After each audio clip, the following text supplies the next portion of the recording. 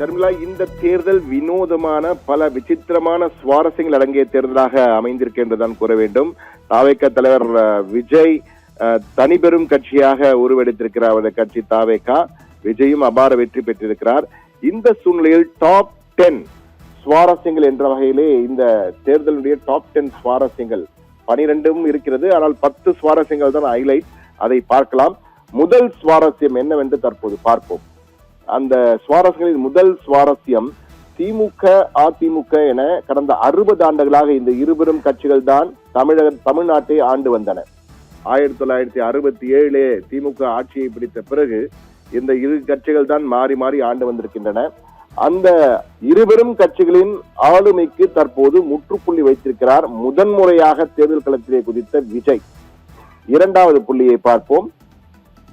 திமுக எதிர்கட்சியாக வந்திருக்கிறது. ஆனால் தமது தோல்வியால் எதிர்கட்சி தலைவராக மாற முடியாத மு.க. ஸ்டாலின் என்பதுதான் இதிலே விசித்திரம். அதாவது எதிர்கட்சியாக திமுக வந்திருக்கிறது, ஆனால் எதிர்கட்சி தலைவராக ஸ்டாலின் போக முடியவில்லை. உதயநிதி ஸ்டாலின் தான் ஆக போகிறார் என்று எதிர்பார்க்கிறோம். ஆனால் ஸ்டாலின் எதிர்கட்சி தலைவராக சட்டமன்றத்துக்கே போக முடியாத சூழல் இந்த முறை வந்திருக்கிறது என்பதுதான் சற்று வினோதமாக இருக்கிறது. அதே போன்று மூன்றாவது சுவாரஸ்யத்தை பார்ப்போம். மூன்றாவது சுவாரஸ்யத்திலும் அபார வெற்றி பெற்றிருக்கிறார் இபிஎஸ்.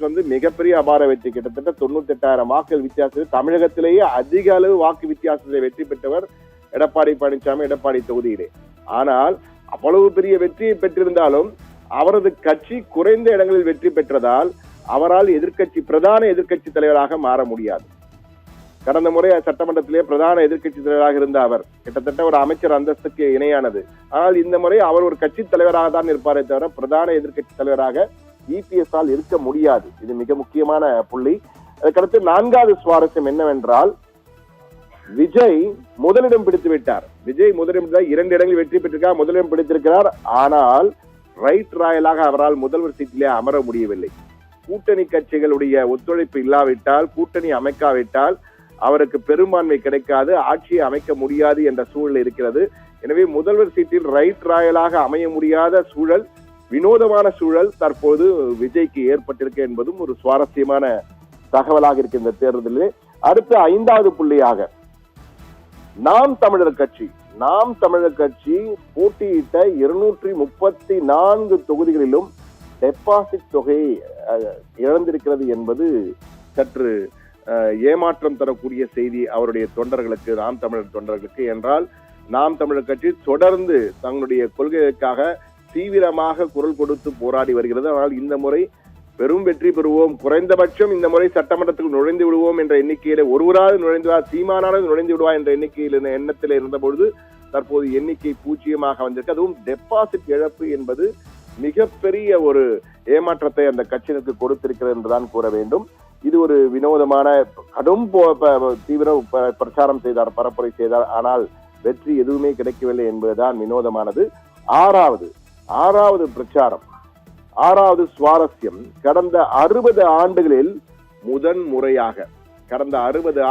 முதன்முறையாக தமிழக தேர்தல் வரலாற்றிலே கூட்டணி ஆட்சி அமைக்கிறார் விஜய். இது மிக முக்கியமாக பார்க்க வேண்டியிருக்கிறது. கடந்த 60 ஆண்டுகளில் முதன்முறையாக கூட்டணி ஆட்சி அமைக்கிறார் விஜய் என்பது 6வது புள்ளி. இந்த 6 புள்ளிகள் மட்டும் மேலும் அடுத்த புள்ளியை பார்க்கும்போது இன்னும் சற்று ஆச்சரியமாக இருக்கும்.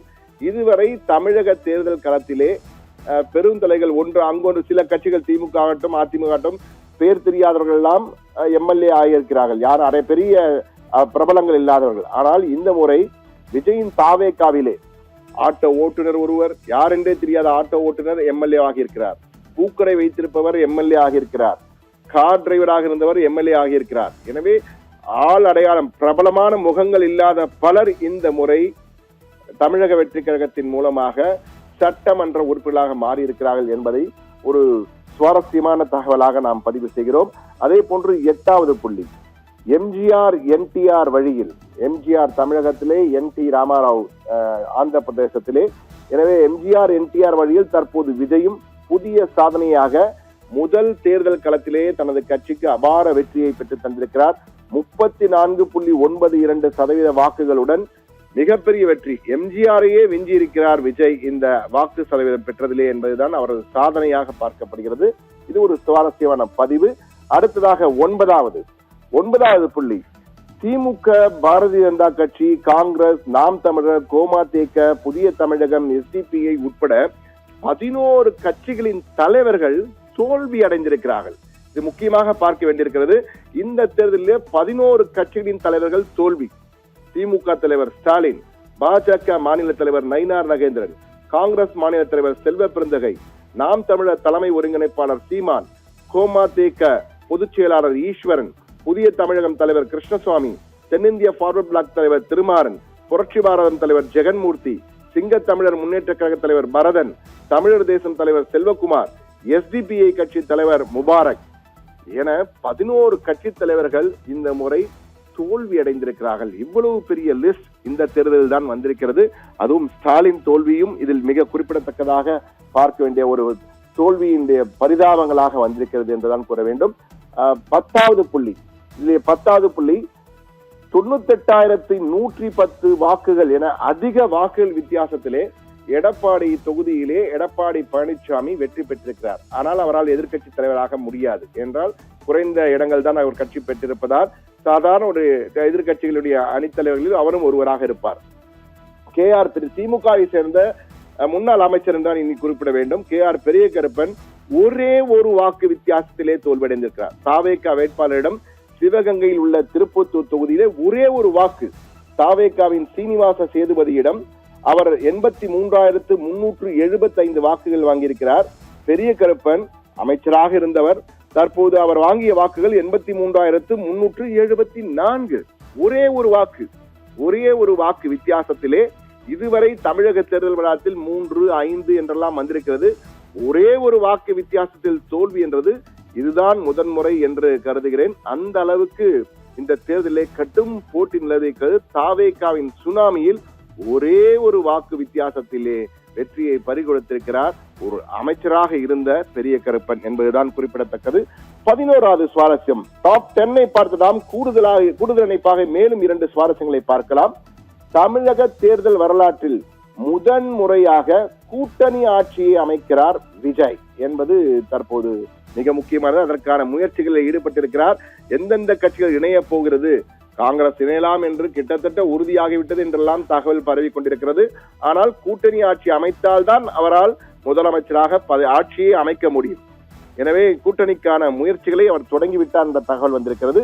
12வது சுவாரஸ்யம், கூடுதல் இணைப்பிலே 12வது சுவாரஸ்யம், GK வாசன், நேர்மையான அரசியல்வாதி என்ற பெயர் பெற்றவர் GK வாசன் தமிழ் மாநில காங்கிரசினுடைய தலைவராக இருக்கிறார். GK வாசன் ஒயிட் வாஷ் ஆகிவிட்டார், வாஷ் அவுட் ஆகிவிட்டார் தான் கூற வேண்டும். அவர் 5 தொகுதிகளிலே போட்டியிட்டார், இரட்டை இலை சின்னத்திலே போட்டியிட்டார். 5லும் தோல்வி. அவருடைய கட்சியை சேர்ந்த 5 பேரும் தோல்வி அடைந்திருக்கிறார்கள். 0 என்பார்களே அந்த 0 வாங்கியிருக்கிறார். அதே போன்று தாவேகாலே பல இடங்களில் வீசியிருக்கிறது. மயிலாடுதுறை, நாகப்பட்டினம், அதே போன்று கன்னியாகுமரி ஆகிய பகுதிகளில் தாவேகாவும் முட்டை 0 வாங்கியிருக்கிறது என்பதையும் குறிப்பிட வேண்டும். அதுவும் ஒரு சுவாரஸ்யம் என்றால் சென்னை, காஞ்சிபுரம், செங்கல்பட்டு, திருவள்ளூர், ராணிப்பேட்டை, வேலூர், திருவண்ணாமலை என சுனாமியாக தாக்கி இருக்கிறது, வெற்றியை பெற்றிருக்கிறது தாவேகா. ஆனால் இந்த 3 மாவட்டங்கள் கன்னியாகுமரி, மயிலாடுதுறை, நாகப்பட்டினம் ஆகிய 3லும் 0 முட்டை வாங்கியிருக்கிற தாவேகா என்பதும் ஒரு வினோதமான சுவாரஸ்யமாக இங்கு நாங்கள் பதிவு செய்கிறோம். ஷர்மிளா.